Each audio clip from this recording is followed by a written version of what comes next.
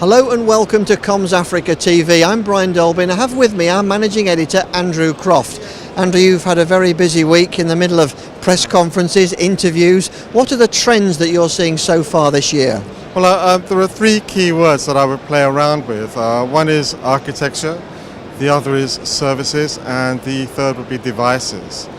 With respect to architecture, the big buzz is virtualization for agility, to move operators from what are static networks to essentially more agile ecosystems to serve customers in far more dynamic ways and provide services that actually operators haven't even thought of before.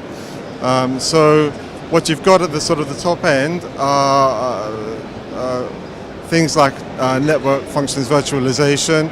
Really, that only applies to about 15% of operators globally.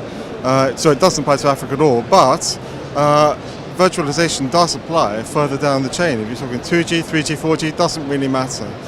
Because what you can do is take legacy equipment and use things like virtual RAN or virtual IMS to enhance what you've got already. And that means you can do now things that you might have to wait as an operator until the next big CapEx round, say in 5, 6, 10 or 10 years' time. So operators across Africa can actually offer new services while making more out of the equipment they've already got and have invested in. Well, definitely, and that leads on to the enhanced service offerings that they are going to be offering over the next, say, year or 2 years as we become increasingly digitalized in Africa. So we could take, for example, billing and customer care. Now, there's a company called Converse here who've been moving forward in that space for quite a long time now, and they're a big operation. What they can now do is look after, for example, prepaid customers as much as they can postpaid customers. Right. So you can take a prepaid customer and you can have that customer use the internet, use an interface to self-manage the way he's using the money he puts on his phone, he or she. So you can have, say, £10 or $10, and that $10 can be divided up into the amount of text you want, the amount of data you want to use, or even you can sideline, say, $4 specifically for high-speed networking for an event, so you can video stream for an hour or two. Well, I think also, talking of companies that you've been to see, you mentioned that Italtel had something that you were quite taken with. Yeah, Italtel was actually very interesting because they are working with Cisco on the same sort of virtualized architectural concepts that I've seen with Alcatel-Lucent and NEC and Huawei, all those players. And Italtel really has a strong reach in North Africa particularly. It's done amazing things in Libya, it's doing similar things now in Algeria and Morocco, and it's quite encouraging to see that happen.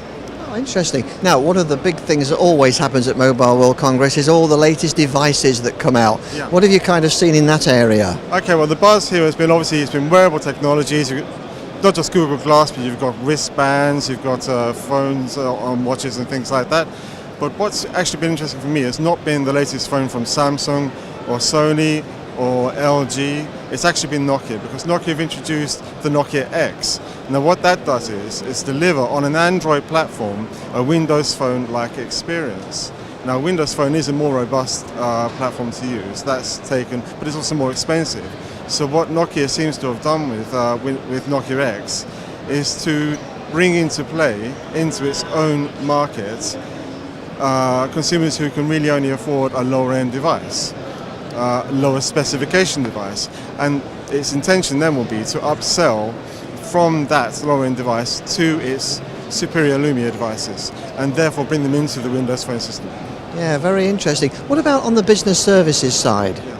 Well, it's been good to see that there are still strong offerings from enterprises in the communications industry that we've seen for a while. They've been quietly developing their portfolios.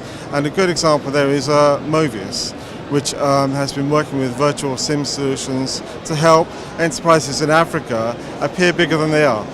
They can have, say, one phone line, but they can have, say, several telephone numbers.